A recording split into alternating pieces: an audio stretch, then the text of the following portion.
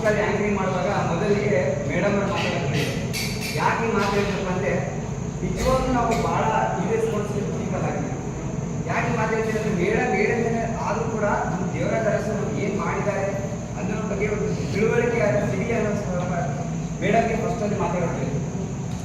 ನಂತರದಲ್ಲಿ ನಾನು ಮಾತಾಡೋಕ್ಕೆ ಈಗ ದೇವರಾಜ ಅರಸು ಏನು ಬರುತ್ತೆ ಮಾಜಿ ಮುಖ್ಯಮಂತ್ರಿ ಆಗಿದ್ದು ಅನ್ನೋದಷ್ಟೇ ಬರುತ್ತೆ. ಬಟ್ ನಿಜವಾಗ್ಲೂ ಹೇಳ್ಬೇಕಂದ್ರೆ ಇವತ್ತು ನಾವೇನು ಇವತ್ತು ಪ್ರತಿ ದಿನ 3 ಹೊತ್ತು ಕುಂತಿದ್ದೀವಲ್ಲ, ನಿಜವಾಗ್ಲೂ ನಾವು ನೆನೆಸ್ಬೇಕಾಗಿರೋದು ಆ ವ್ಯಕ್ತಿ.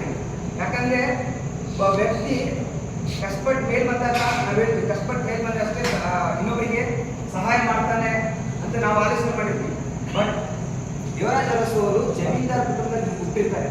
ಅವರು 1915ರಲ್ಲಿ ಆಗಸ್ಟ್ 20ರದವರು ಜಮೀನ್ದಾರ್ ಕುಟುಂಬದಲ್ಲಿ ಹುಡ್ತಾರೆ. ಅವ್ರದ್ದು ಎಂಥ ಕುಟುಂಬ ಅಂದರೆ ಅರಸು ಕುಟುಂಬ. ಇವಾಗಿನ ನಾವು ಮೈಸೂರಿನ ಒಡೆಯರ ಅಂತ ಹೇಳ್ತೀವಲ್ಲ, ಆ ಮೈಸೂರಿನ ಒಡೆಯರ ಸಂಬಂಧಿಕರಾಗಿರ್ತಾರೆ. ಇವ್ರು ಎಲ್ಲಿ ಹುಡ್ತಾರಪ್ಪ ಅಂದರೆ ಇದೇ ದೂರೇನಿಲ್ಲ, ಮೈಸೂರಿನ ಹುಣಸೂರು ತಾಲೂಕಿನ ಕಲ್ಲಳ್ಳಿ ಅಂತ ಒಂದು ಹಳ್ಳಿ ಇರ್ತದೆ, ಅಲ್ಲಿ ಹುಡ್ತಾರೆ.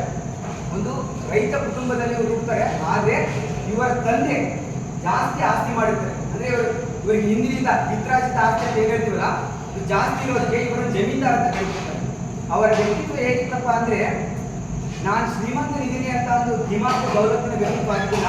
ನಾನು ಶ್ರೀಮಂತ ಇದ್ದೀನಿ, ನನಗೋಸ್ಕರ ದುಡಿತಾ ಇರೋ ಕೂಲಿ ಕಾರ್ಮಿಕರಾಗಲಿ ರೈತರಾಗಲಿ ಅವ್ರು ಯಾವತ್ತೂ ಕೂಡ ಬಡವರಾಗಿ ದುಡಿಬಾರ್ದು, ಅವ್ರಿಗೂ ಕೂಡ ಒಂದು ಯೋಜನೆಗಳು ಬರಬೇಕು, ಅವರು ಕೂಡ ಇನ್ನೊಬ್ಬರ ಶ್ರೀಮಂತರಂತೆ ಬೆಳಿಬೇಕು ಅನ್ನೋ ಒಂದು ಆಲೋಚನೆ ಇತ್ತಲ್ಲ, ಅವತ್ತಿನ ಆ ಚಿಕ್ಕ ಆಲೋಚನೆ ಇವತ್ತು ದೊಡ್ಡ ವ್ಯಕ್ತಿಯನ್ನಾಗಿ ಮಾಡಿದೆ. ಅವರು ಶಿಕ್ಷಣ ಪೂರೈಸ್ತಾರೆ. ಅಂದರೆ ಬೆಂಗಳೂರಿನಲ್ಲಿ ಅವರು ಪದವಿಯನ್ನು ಪೂರೈಸ್ತಾರೆ.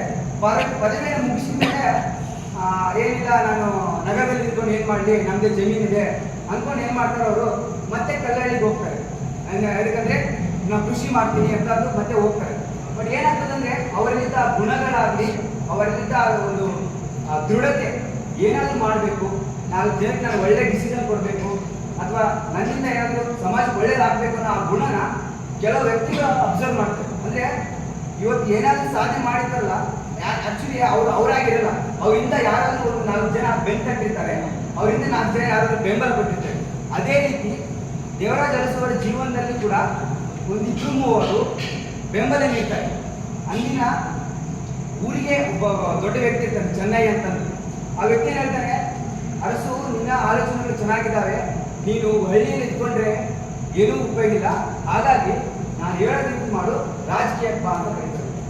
ಅವಾಗ ಏನು ಮಾಡ್ತಾರಂತೆ, ಇಲ್ಲ ನನಗೆ ಆಗಲ್ಲ, ಬೇಡ ಅಂತ ಅರಸರು ಫಸ್ಟಲ್ಲಿ ಹೇಳ್ತಾರಂತೆ. ಬಟ್ ನಂತರದಲ್ಲಿ ಹೇಳ್ತಾರೆ, ಫೋರ್ಸ್ ಮಾಡ್ತಾರಂತೆ ಚೆನ್ನೈನವರವರೆಲ್ಲ. ಮತ್ತು ಅವ್ರ ಕೆಲವು ಸ್ನೇಹಿತರಿದ್ರು, ಕೃಷ್ಣಮೂರ್ತಿ ಅಂತ ಒಂದು, ಶ್ರೀನಿವಾಸ ಅಯ್ಯಂಗಾರ್ ಅಂತ ಒಂದು. ಅವ್ರು ಏನು ಹೇಳ್ತಾರೆ, ನೀ ರಾಜಕೀಯಕ್ಕೆ ಬಾ, ಹಾಗಾದರೆ 4 ಜನಕ್ಕೆ ಒಳ್ಳೆಯದಾಗುತ್ತೆ, ಒಳ್ಳೆಯ ಒಂದು ನಿರ್ಧಾರಗಳು ಬರ್ತಾವೆ ಅಂತ ಹೇಳಿದ್ಮೇಲೆ ಅವರ ಒತ್ತಾಯದ ಮೇರೆಗೆ 1943ರಲ್ಲಿ ಪ್ರಜಾಪತಿ ಸಭೆ ಅಂತ ಒಂದು ಇರುತ್ತೆ. ಅಲ್ಲಿ ಮೊದಲಿಗೆ ಅವ್ರು ಚುನಾವಣೆಯನ್ನು ಮಾಡ್ತಾರೆ. ಆ ಚುನಾವಣೆಯನ್ನು ಗೆಲ್ತಾರೆ. ಗೆದ್ದ ನಂತರದ ಏನಾಗುತ್ತಪ್ಪ ಅಂದರೆ, ಕೇವಲ ಸಭೆಗೆ ನಾನು ಸೀಮಿತನಾಗಿದ್ದಪ್ಪ ಅಂದರೆ, ನಾನು ಕೇವಲ ಹಳ್ಳಿಗೆ ಸೀಮಿತನಾಗ್ತೀನಿ, ನನ್ನ ತಾಲೂಕು ಬೆಳಿಬೇಕು, ನನ್ನ ಜಿಲ್ಲೆ ಬೆಳಿಬೇಕು, ನನ್ನ ಸುತ್ತಮುತ್ತಲ ಜನ ಬೆಳಿಬೇಕು ಅಂತ ಏನು ಮಾಡ್ತಾರೆ ಅವರು. ಮುಂದೆ 1947 ನಮಗೆ ಸ್ವತಂತ್ರ ಸಿಗುತ್ತೆ. ನಂತರದಲ್ಲಿ ಭಾರತದಲ್ಲಿ ಮೊದಲಿಗೆ ಎಲೆಕ್ಷನ್ ನಡೀತದೆ. ಯಾವಾಗಂದರೆ 1952ರಲ್ಲಿ ಮೊದಲ ಬಾರಿಗೆ ಹುಣಸೂರು ತಾಲೂಕಿನಿಂದ ವಿಧಾನಸಭೆ ಕ್ಷೇತ್ರಕ್ಕೆ ಅವರು ಚುನಾವಣೆಯಲ್ಲಿ ಇಳಿತಾರೆ. ಮೊದಲ ಚುನಾವಣೆಯಲ್ಲಿ ಅವರು ಭರ್ಜರಿ ಗೆಲುವು ಕಾಣ್ತಾರೆ. ಅವರ ಪಯಣ ಕೇವಲ ಅಲ್ಲಿಗೆ ಸೀಮಿತವಾಗಿರಲ್ಲ.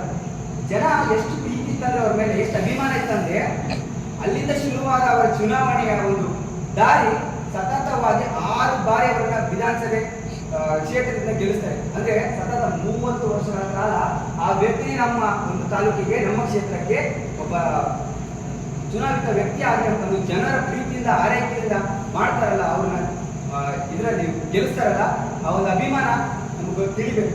ಯಾಕಂದರೆ ಶ್ರೀಮಂತ ವ್ಯಕ್ತಿ ಅಂದ ತಕ್ಷಣ ಇವತ್ತಿನ ನಮ್ಮ ಭಾರತದಲ್ಲಿ ನೋಡಿದ್ರೆ ಶ್ರೀಮಂತ ವ್ಯಕ್ತಿ ಅಂದರೆ ಅದಾನಿ ಅಂಬಾನಿ ಅವ್ರ ಮೋಟಿವ್ ಇರ್ತದಂದ್ರೆ we need to earn, we need to get profit, ನಮಗೆ ಪ್ರಾಫಿಟ್ ಬೇಕು, ನಮಗೆ ಲಾಭ ಬೇಕು ಅಂತ ಹೇಳ್ತಾರೆ. ಬಟ್ ಏನಂದ್ರೆ ಅರಸೋರ ಆಲೋಚನೆ ಆಗಿರಲಿಲ್ಲ. ಅರಸೋರ ಆಲೋಚನೆ ಆಗಿತ್ತಂದ್ರೆ ನಮ್ಮ ಹೊಲದಲ್ಲಿ 4 ಮಂದಿ ದುಡಿತಾ ಇದ್ದಾರಂದ್ರೆ ಅವ್ರು ಯಾಕೆ ಮತ್ತೆ ಬಡವರು ಆಗ್ಬೇಕು, ನಮ್ಮ ಕಾರ್ಮಿಕರು ದೂರದ ಊರಿಂದ ಬರ್ತಾ ಇದ್ದಾರಂದ್ರೆ ಅವ್ರು ಯಾಕೆ ಅಲ್ಲಿ ಬದುಕಬೇಕಲ್ಲ, ಅವ್ರಿಗೂ ಒಂದು ನೆಲೆ ಸಿಗ್ಬೇಕಲ್ಲ ಅನ್ನೋ ಒಂದು ವಿಚಿತ್ರ ಆಲೋಚನೆ ಏನಾಯ್ತಂದ್ರೆ ಇಡೀ ರಾಜ್ಯದ ದಿಕ್ಕನೆ ಬದಲಾಯಿಸಿದೆ. ನಂತರದಲ್ಲಿ ಏನಾಗ್ತದಪ್ಪ ಅಂದ್ರೆ ಅವರು MLA ಎಲೆಕ್ಷನ್ ಮಾಡ್ತಾರೆ 1969ರಲ್ಲಿ. ವಿಷಯ ತಿಳ್ಕೊಳ್ಳಿ, ಇಂದಿರಾ ಗಾಂಧಿಯವರದ್ದು ಒಂದು ಪಕ್ಷ ಇರ್ತಲ್ಲ ಕಾಂಗ್ರೆಸ್ ಪಕ್ಷ, ಆ ಪಕ್ಷ ಇಬ್ಬಾಗ ಆದಾಗ ಒಂದು ಸಂಸ್ಥಾ ಕಾಂಗ್ರೆಸ್, ಇನ್ನೊಂದು ಇಂದಿರಾ ಕಾಂಗ್ರೆಸ್ ಅಂತ ಬರುತ್ತೆ. ಸಂಸ್ಥಾ ಕಾಂಗ್ರೆಸ್ಗೆ ಇದೇ ನಮ್ಮ ಸುತ್ತಮುತ್ತಲಿನ ದೇವೇಗೌಡರಾಗಿರ್ಬೋದು, ನಿಜಲಿಂಗಪ್ಪರಾಗಿರ್ಬೋದು, ಅವರು ಏನ್ ಮಾಡ್ತಾರೆ, ಬೆಂಬಲ ನೀಡಿದೆ. ಇಂದಿರಾ ಗಾಂಧಿ ಒಬ್ಬಂಟಿ ಆಗ್ತಾರೆ. ಅವತ್ತು ಇಂದಿರಾ ಗಾಂಧಿಗೆ ಬೆನ್ನಿಗೆ ನಿಂತು ಇಡೀ ಕರ್ನಾಟಕ ಕ್ಷೇತ್ರದಲ್ಲಿ 27 ಲೋಕಸಭಾ ಕ್ಷೇತ್ರಗಳಲ್ಲಿ ಕರ್ನಾಟಕದಲ್ಲಿ ಕಾಂಗ್ರೆಸ್ ಗೆಲ್ಲಿಸಿಕೊಟ್ಟ ಏಕೈಕ ವ್ಯಕ್ತಿ ಅಂದ್ರೆ ಅದು ನಮ್ಮ ದೇವರಾಜ.